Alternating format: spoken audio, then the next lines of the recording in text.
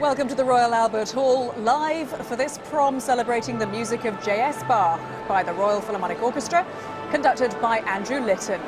This is the grand finale of a day of concerts featuring the music of one of the great geniuses of classical music.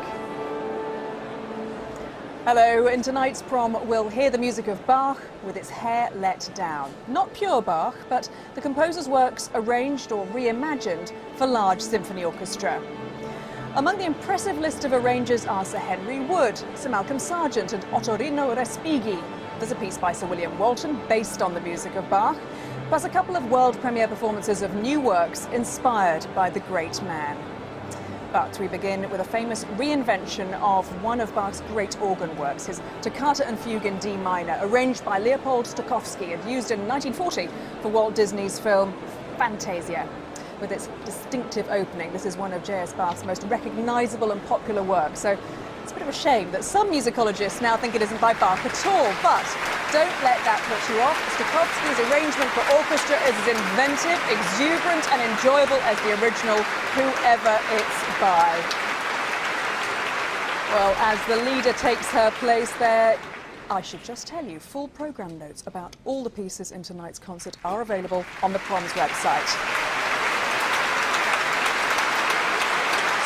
So now, here comes Andrew Litton onto the stage to conduct the Royal Philharmonic Orchestra and get our Bach celebration underway with Toccata and Fugue in D minor.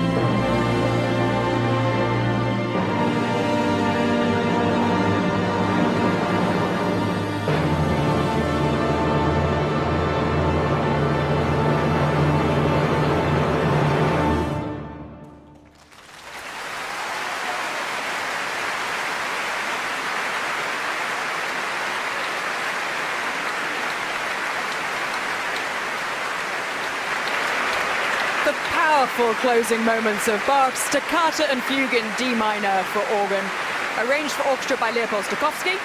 The arrangement, as I was saying earlier, used at the beginning of Disney's film Fantasia, which Stokowski himself conducted.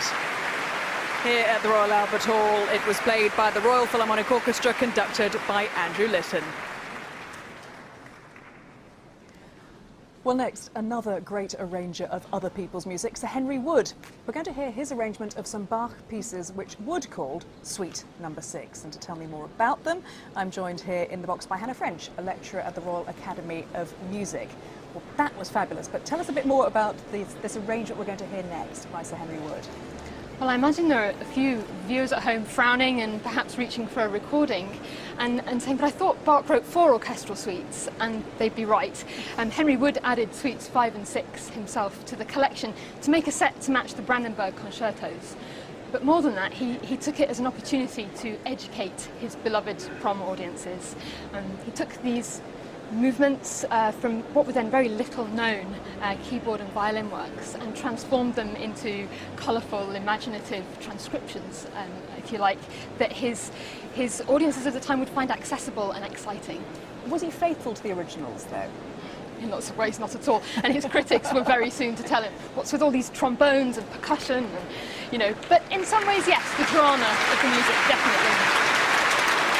Well, here comes Andrew Litton onto the platform once again to conduct that prelude and finale from Suite No. 6, 2 Bach works orchestrated by Sir Henry Wood.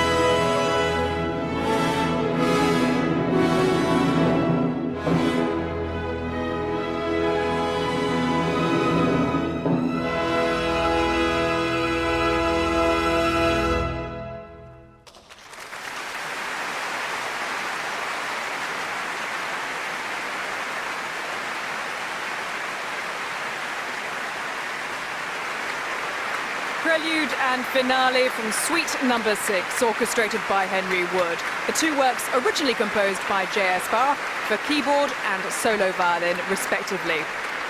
Played there by the Royal Philharmonic Orchestra, conducted by Andrew Litton.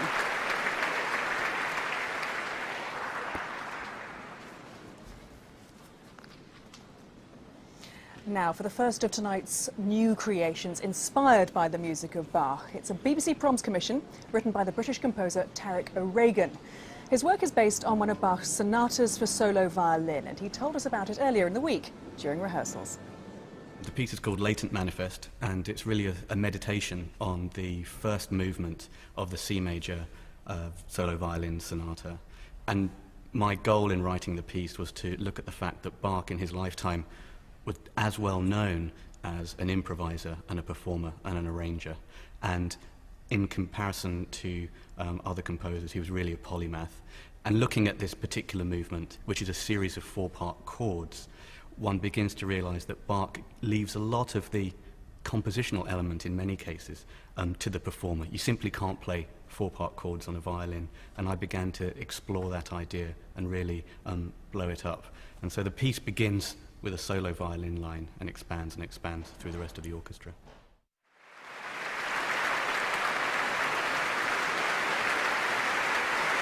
So now, the world premiere performance of Latent Manifest by Tarek O'Regan, inspired by Bach's Violin Sonata No. 3 in C major.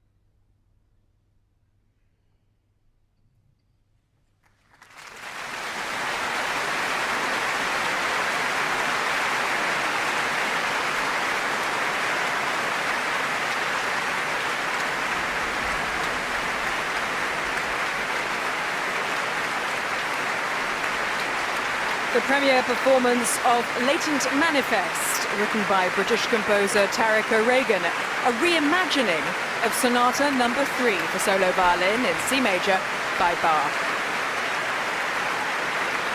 It was played by the Royal Philharmonic Orchestra, conducted by Andrew Litton, who is currently hugging the composer Tariq O'Regan, who must have had such a thrill hearing his piece performed for the very first time in this fabulous setting.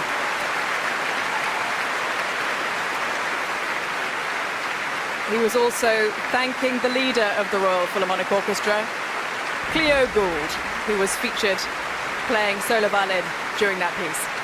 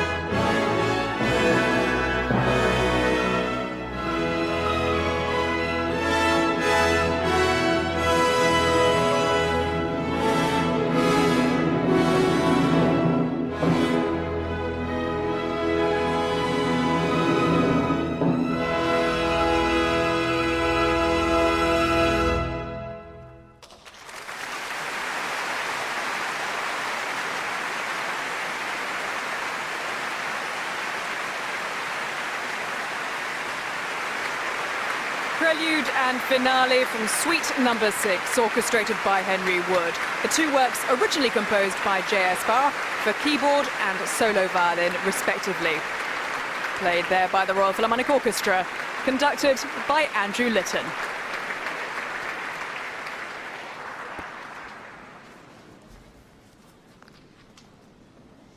Now, for the first of tonight's new creations inspired by the music of Bach. It's a BBC Proms commission written by the British composer Tariq O'Regan.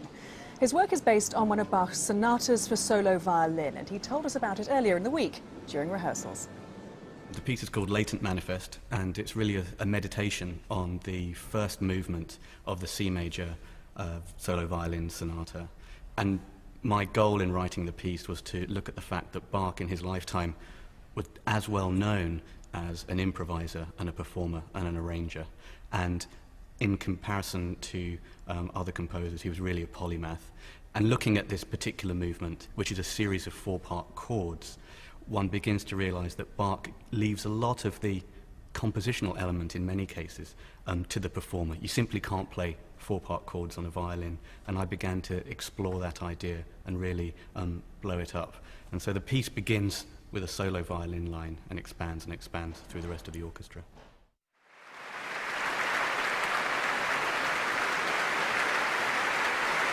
So now, the world premiere performance of Latent Manifest by Tariq O'Regan, inspired by Bach's Violin Sonata No. 3 in C major.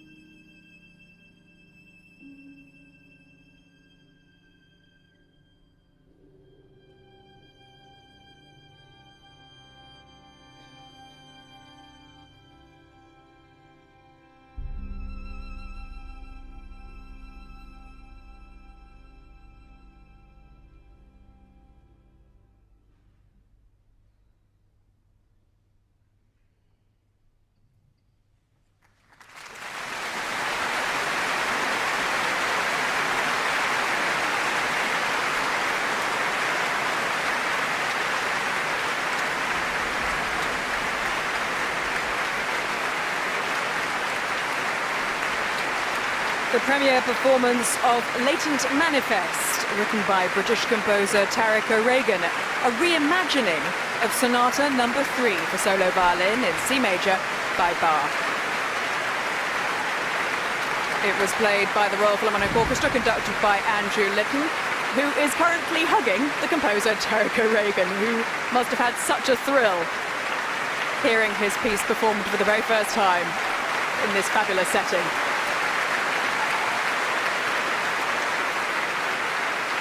He was also thanking the leader of the Royal Philharmonic Orchestra, Cleo Gould, who was featured playing solo violin during that piece.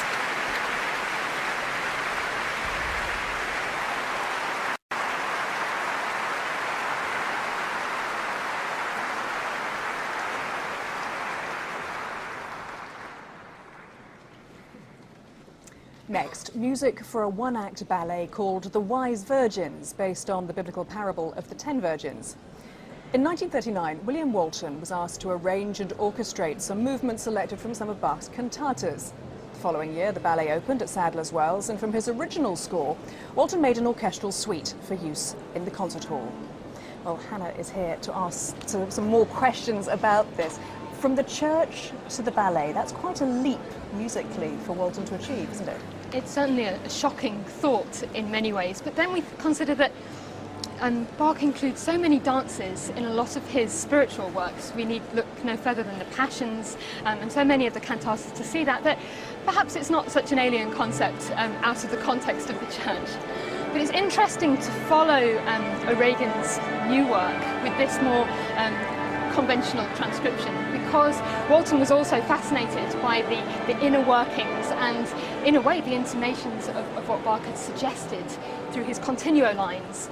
And so if you listen out to the violin in the minor moments of She May Safely Graze, you'll hear Walton's fingerprints all over it. And I think as a viola player, Bach would have been fascinated by what he does. And by so much of what's happening tonight, I think. Andrew Litton is coming back to this platform now to conduct the Royal Philharmonic Orchestra in the suite from The Wise Virgins by William Walton.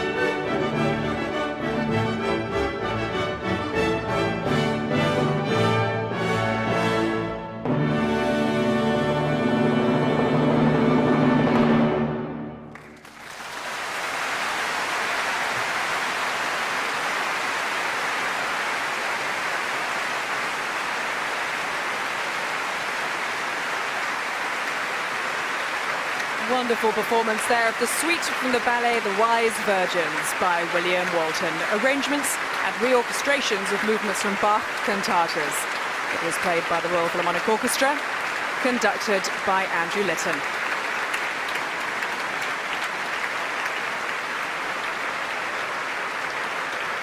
Leader Cleo Gould performing another wonderful solo there as well.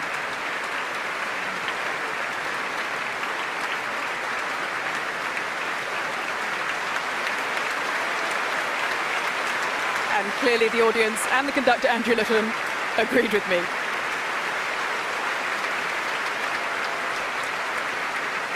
The flute section being brought to their feet as well.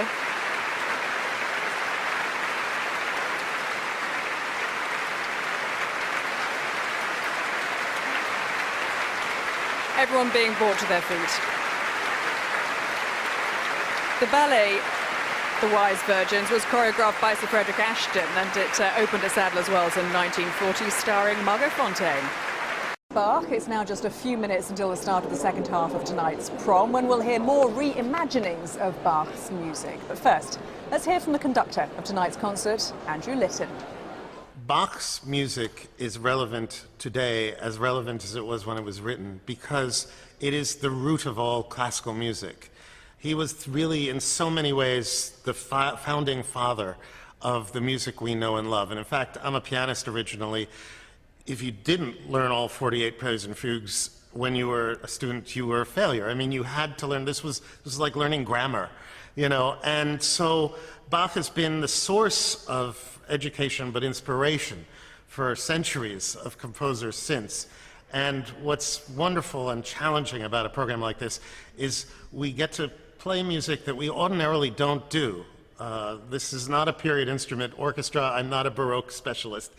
To put together a program like this of these wonderful, romantic, huge orchestrations of Bach's work gives us a chance to do it in our language, if you will.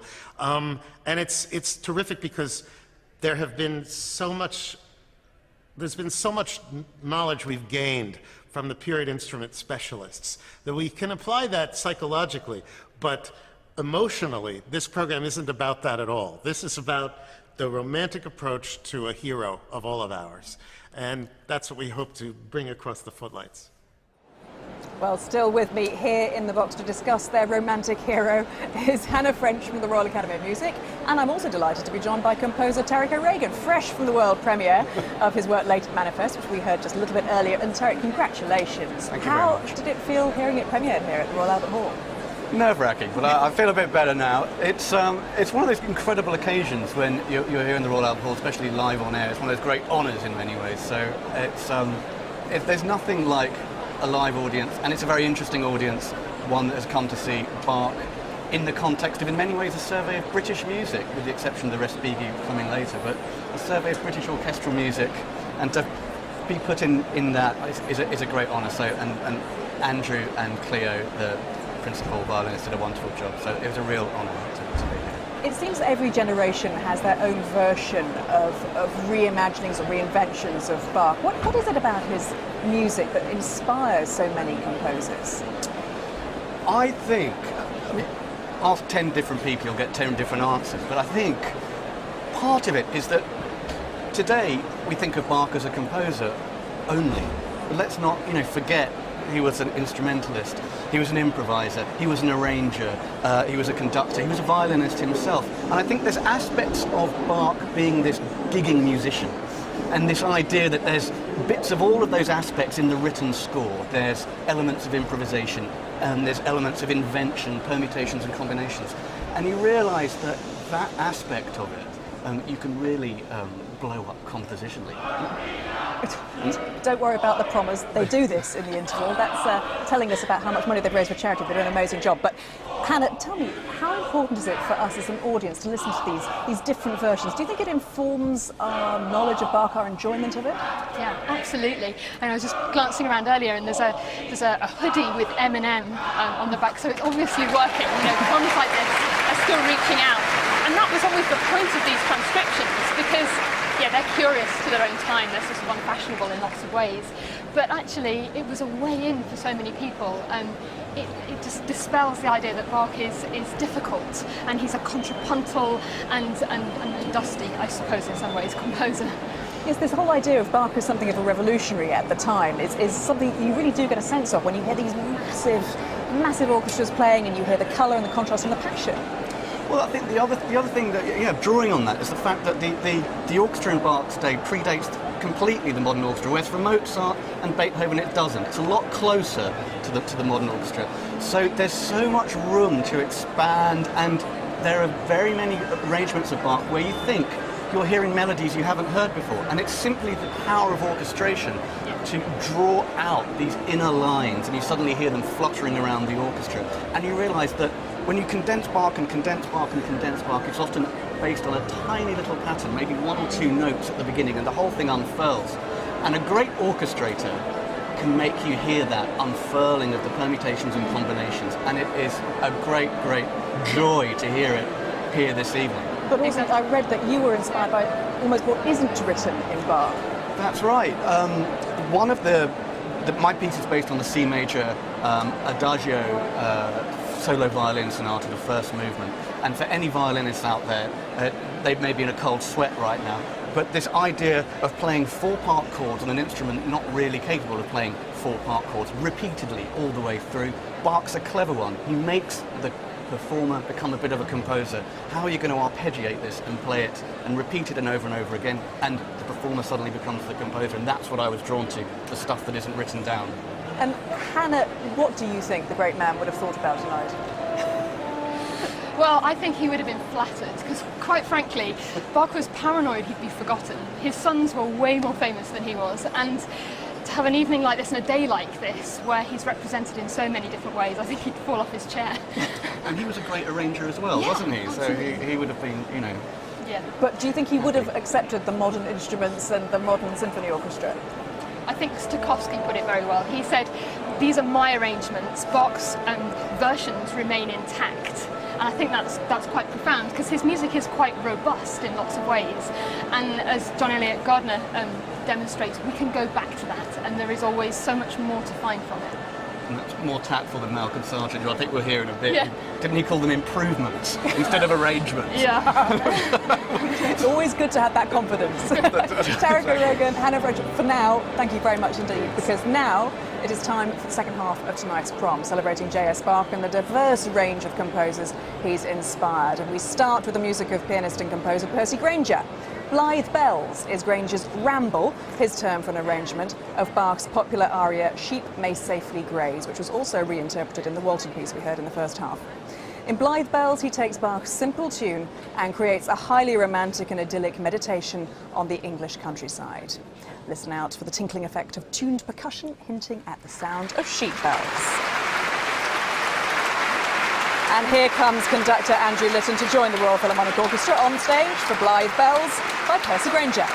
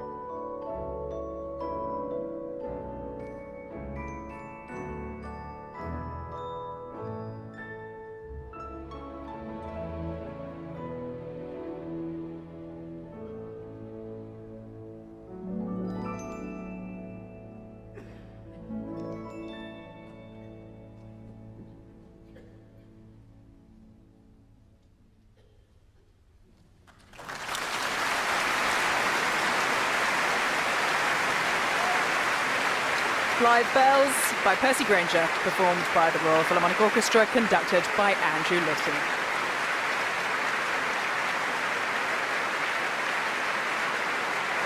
Coming up next, Sir Malcolm Sargent's take on one of the most popular and well-known tunes in the whole of Bach's repertoire, Air on a G-string from his Orchestral Suite No. 3.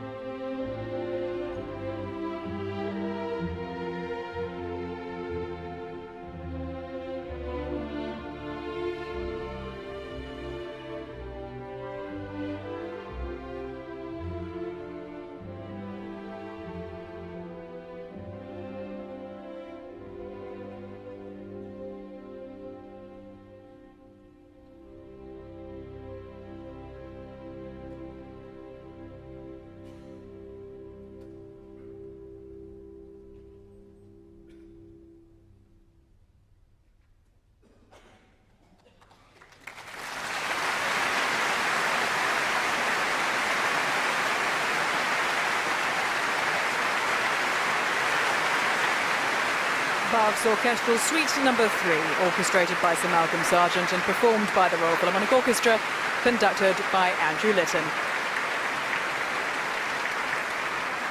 Sir Malcolm Sargent, who succeeded Sir Henry Wood as chief conductor of the Proms and was known as Flash Harry for his flamboyant style. Next tonight, another world premiere, this time from 24-year-old pianist and composer Alissa Fasova. Her piece, Bach Allegro, is a transcription from a movement of a Bach sonata for viola da gamba. And earlier we talked to Alissa Fasova at rehearsals for tonight's performance. I transcribed the final movement of the Bach Viola da Gamba Sonata No. 3. It's a very lively movement, it's an allegro, so I thought it would work well with the orchestra and give a lot of possibilities for effect. I'm very lucky to have an absolutely huge orchestra at my disposal. I tried to keep Bach there as much as I could, but at the same time I gave myself a lot of flexibility and freedom in using instruments to play certain passages or melodies that you maybe wouldn't expect. I decided to bring out Bach's humorous sides. We all think of him as a very serious man dedicated to his music and his work, but I'm sure no matter how immortal he will always be to us and what a god of music he is, he was also a human being and had a sense of humor. And so with my piece, I decided to really try and bring that humor out. I intended it to be a laugh, and I really hope that's how the audience is going to react. Having my work performed at the Proms is definitely the best news of my life so far. I think it's any composer's dream to have their work performed at the Royal Albert Hall and at one of the best festivals in the world, so I'm incredibly excited. I bet she is, and somewhere in the audience is Alissa Fasova. There she is, waiting for Andrew Litton, looking pretty terrified, I have to say. The Royal Philharmonic Orchestra are on stage waiting to begin the world premiere of her work, Bach Allegro.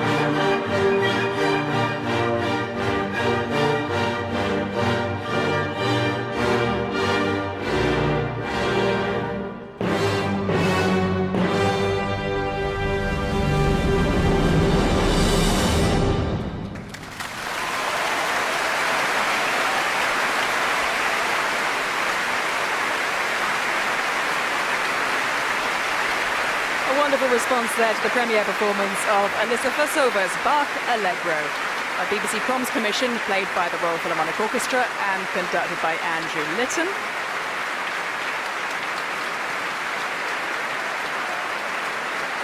And here comes the composer, Alyssa Versova, to take her bow. What a moment.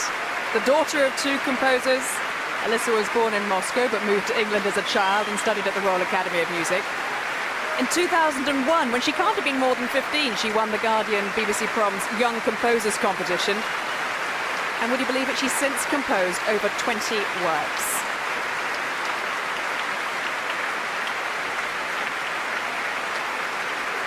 She looks a lot less stressed now, doesn't she?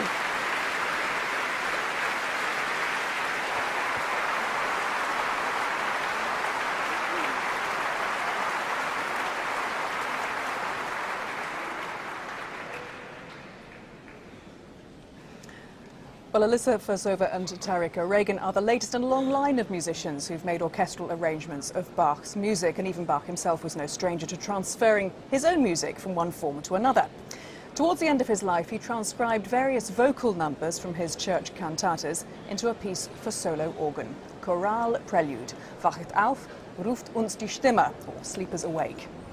At the turn of the last century, one of the great figures of British musical life, Sir Granville Bantock, took Bach's original chorale prelude and arranged it in the high romantic style that was in vogue at the time. Hannah, Tariq, interesting that Bach himself was quite happy to reinvent his own music. Well, I think that absolutely, and I think what you're witnessing tonight is very much in that line. Because when the bulk of this music was written, I think let's not forget that Bach wasn't quite as a household name as he was today. There's an educational aspect to this music. It was educating the masses. Absolutely, and there's good reason why we still use it today, why students still learn to begin with Bach chorales and transcriptions of fugues. Well, now it's time for the Royal Philharmonic Orchestra to perform Granville Bantock's arrangement of Bach's choral prelude, Sleepers Awake. Here's Andrew Litton back on the platform.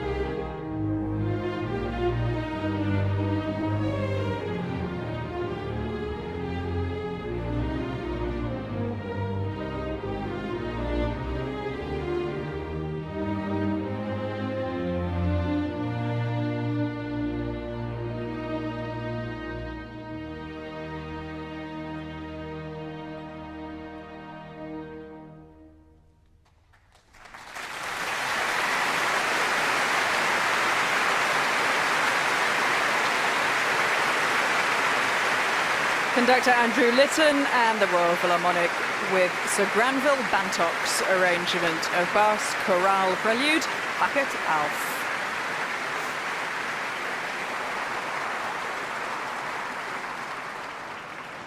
The final work in tonight's concert is Respighi's thunderous reinvention of Bach's Passacaglia and Fugue.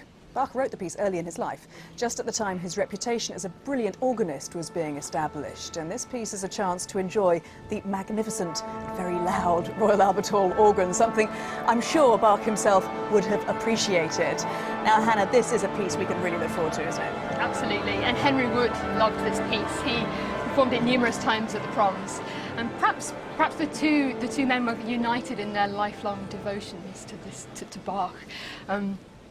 I think that Henry Wood will be proud of what we've done here today. I think the suitable finale, Tarek, very quickly. Absolutely, I mean, he's a master orchestrator. For anyone that knows Rimsky-Korsakov, he studied with Rimsky-Korsakov, master orchestrator to master orchestrator. He's going to bring out everything in Bach that he might not yet have heard. Enjoy. We will. Hannah French, Tarek O'Regan, thank you. For the last time this evening, Andrew Litton is joining the Royal Philharmonic Orchestra on stage to conduct the Passacaglia and Fugue in C minor.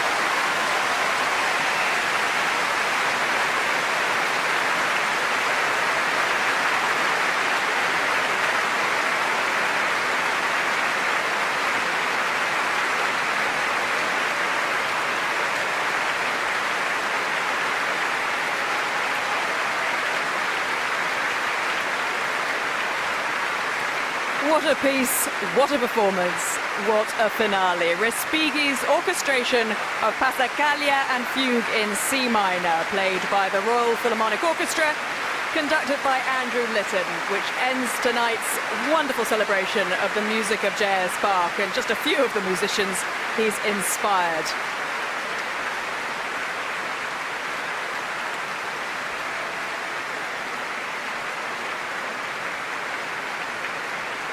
The Royal Philharmonic Orchestra, who played so superbly tonight, founded by the flamboyant Thomas Beecham back in the day, who wanted to form an orchestra that would bring large audiences to a diverse range of musical styles, something they still have a fantastic reputation for today.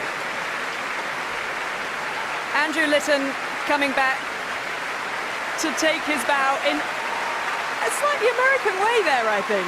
He is, of course, from the United States. A man who's music director of Norway's Bergen Philharmonic Orchestra. He's artistic director of the Minnesota Orchestra Sommerfest, conductor laureate of the Bournemouth Symphony Orchestra, music director emeritus of the Dallas Symphony. I think he's conducted them all. He said that he knew he wanted to be a conductor when he was 10, when he saw Leonard Bernstein conducting in New York, and he thanks his lucky stars every day that he's doing a job he loves so much.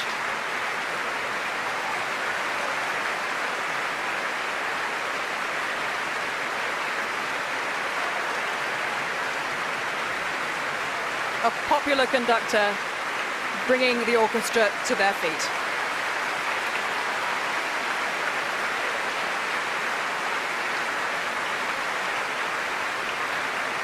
And that brings us to the end of a truly memorable day dedicated to the music and enduring genius of one of the most powerful musical minds there has ever been. Don't forget, you can enjoy all the Proms live on Radio 3. And BBC 4 will be back at the Proms next Thursday, when the BBC Symphony Orchestra will be here with a programme that includes Shostakovich's iconic Fifth Symphony, conducted by Edward Gardner. And I'll be back next Saturday on BBC 2 at HD, when the National Youth Orchestra will be here. And that's an opportunity to enjoy the sheer virtuosity of some of the best young musicians in the country as they play music by Dukas Berlioz, a new piece by Julian Anderson. BBC 2, 6:35. But for now, from me, Katie Derham, good night.